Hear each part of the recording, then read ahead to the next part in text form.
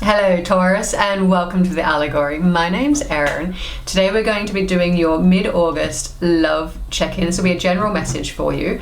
We're going to pull from some oracle cards, some tarot cards, and some affirmation cards right at the end. But before I get to it, I just want to let you know that I'm feeling, for the collective in general, this very, very Greeky, Grecian something vibe. Lots of Greek energy at the moment.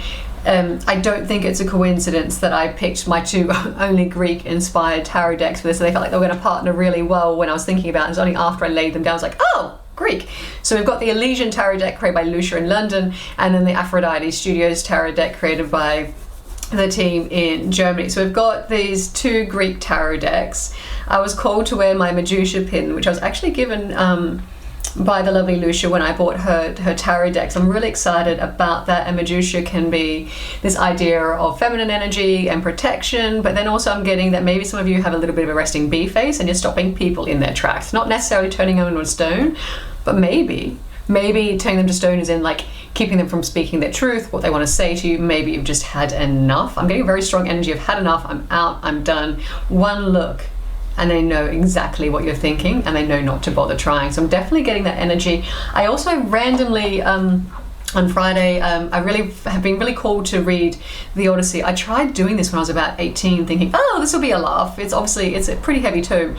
But as I walked around the various bookstores in London on Friday, Chelsea, shout out to the new Chelsea bookshop called the Book Bar. It's absolutely gorgeous. It's lots of fun. If you're in London, do check it out. The help I got there was brilliant, but I've got this version that has these gorgeous rough cut end pages here.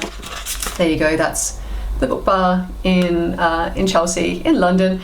Really cute spot.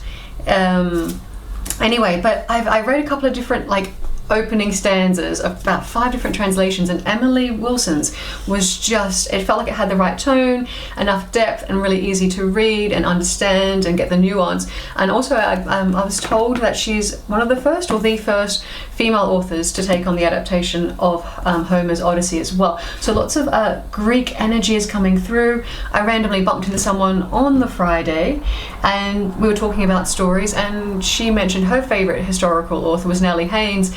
And she said, oh, her favourite was like Stone Blind. She started with that. And then I looked up and Stone Blind is the story of Medusa. So there's an energy coming in. And I've been feeling her story for quite some time. So there's got to be a message there for someone with that. But I don't want to deter from your love reading for the month of August any longer. So let's get cracking. Let's take a look. First, we're going to pull you an oracle deck from Katrin White-Stein. And this is the Oracle of the Mystic Moments. What messages do we have for Taurus? There we go. Jumpy. The perfect key. Maybe this is a case of right timing, right place, right fit. The perfect key, but again, I'm being very much drawn to this bird cage and this heart that's locked away. Perhaps you have been being a bit of a Medusa and isolating yourself and not allowing people to come towards you. But there is someone coming in, someone who has the key. I dare say many people have tried to fit your lock, Taurus, and you've been fiercely guarding it, but I dare say that someone else out there has got a second copy of the key to your heart, and they are coming in and you are side-eyeing them and you're not quite sure whether to trust or not, but at least you're side-eyeing rather than directly glancing at this poor soul who's coming in brave enough given maybe where you are in your life right now. But let's take a look at what Katrin's written about this. Okay, so you might have been born on the 29th of the month. We have the perfect key, happiness, encouragement, and unlocking feelings. This card shows a woman holding a key in one hand and a cage with a heart in the other. There is a bird sitting on the woman's shoulder, encouraging her to try different keys with his mouth. I'm gonna let that just sink in for a second. Yeah, this is a love reading. Don't be blushing now. Yeah, I am. Yeah, the woman has already found the perfect fitting key. She can open the cage and open her heart. Sometimes life is only a search for the right key. There are so many things that are hard for us to approach. We can have trouble accessing our own feelings. Thanks to friends and family, there are people who can help us find the lost keys to our personal happiness. So there may be someone in your energy, if you're not in a relationship, if you are single, but there may be someone in your community who's got a secret crush on you. And it might be quite surprising. Hi, I'm back. It might be quite surprising that they are there. And just like that, just like I dropped it and then I came up, it's like, ta-da! So someone might announce themselves to you quite unexpectedly in the month of August, Taurus, or therefore going on. But this is your first message. Let's get the Elysian Tarot. We're going to pull 3 cards and then we're going to clarify with the Aphrodite deck. So let's take a look. 3 cards for Taurus. Mid-August love check-in.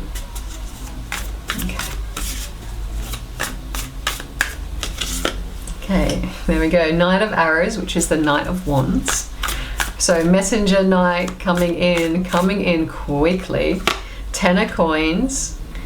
This is someone, while they're coming in fast, it looks like they want to build some sort of stability with you. It's interesting, I'm focusing your reading on their energy rather than your own.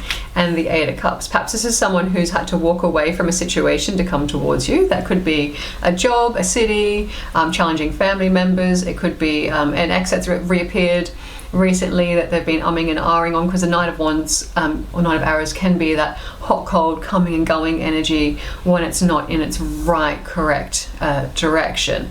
But there's definitely this energy of this. Also, I am showing this during the tail end of Mercury retrograde in Leo, which was a lot about people coming back from the past and resurfacing.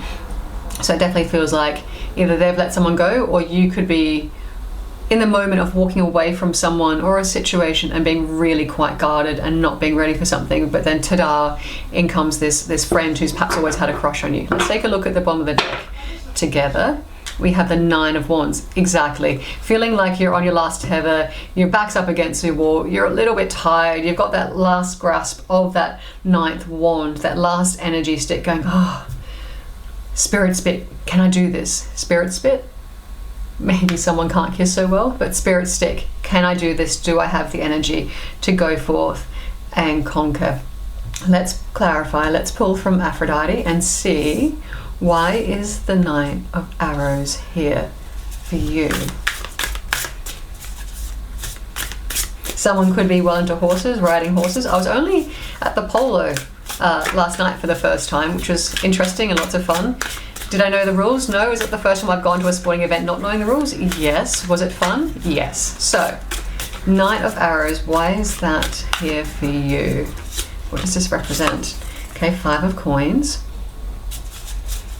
So definitely that feeling of being left behind. Perhaps this person has been coming in and out, so you've been a little bit uncertain of them. Perhaps it's someone who you had a brief fling with, or perhaps started getting talking to some time ago, and now they've come back going, oh, I want this, and you're a little bit uncertain because you felt a little bit stranded.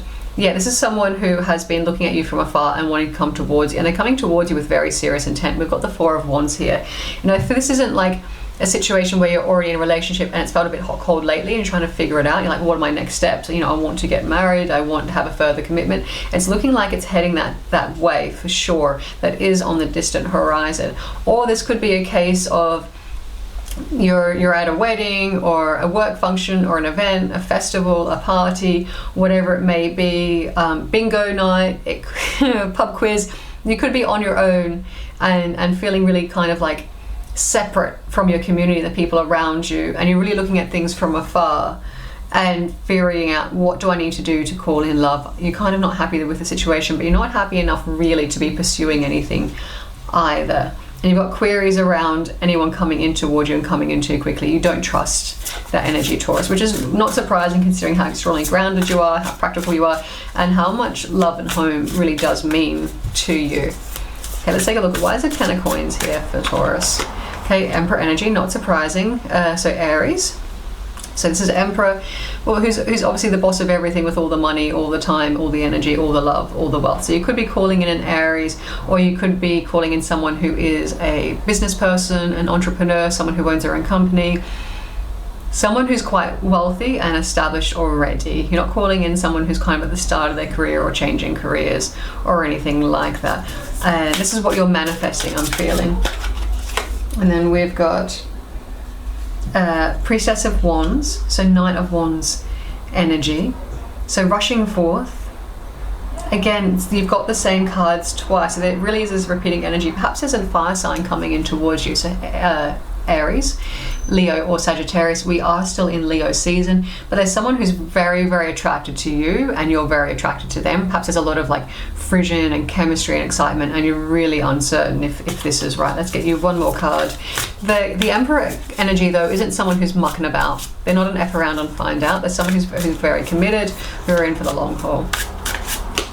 And then you got Aphrodite, which is the Empress. So you've got your Emperor and Empress card. So what you're calling in, or this relationship that you're currently in, despite how you felt recently in the past, it's your divine counterpart, essentially someone who might feel like a soulmate, or someone that you've known forever, or you just click. It's also someone that perhaps you could build empires with, someone that maybe you work with and you're quite high up in your company, and there's a little bit of uncertainty around should I do this or not, because you're not sure how it's going to impact work. Bottom of the deck wants to come with it, so let's take it.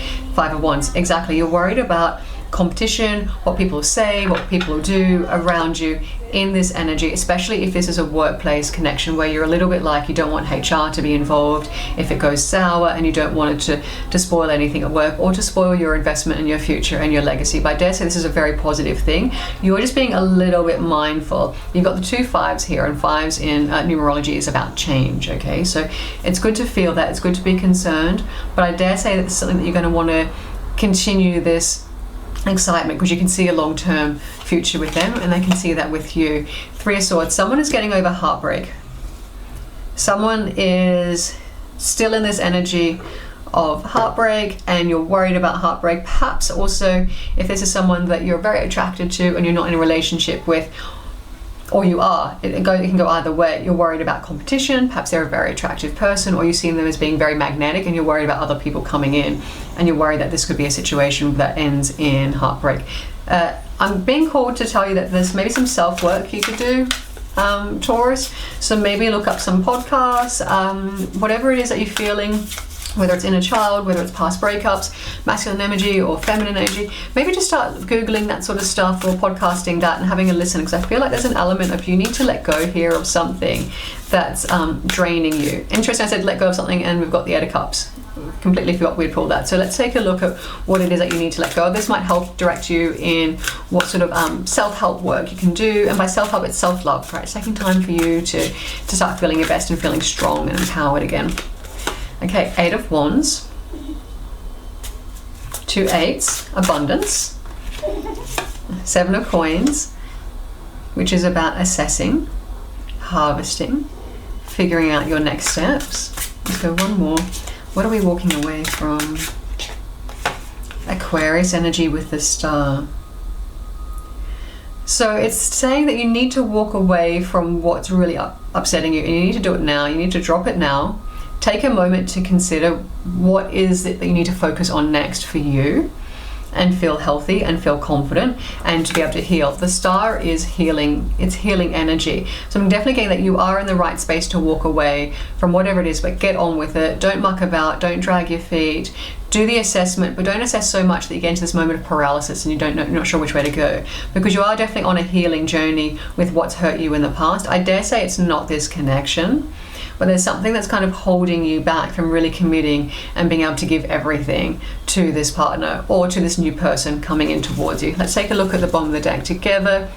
Tower, something quite shocking. That is Aries energy again, so definitely got lots of Aries energy here, but this is something that's happened that's just blown your mind. If this is a new connection, perhaps you never thought that they'd be interested in you. Like, what? You?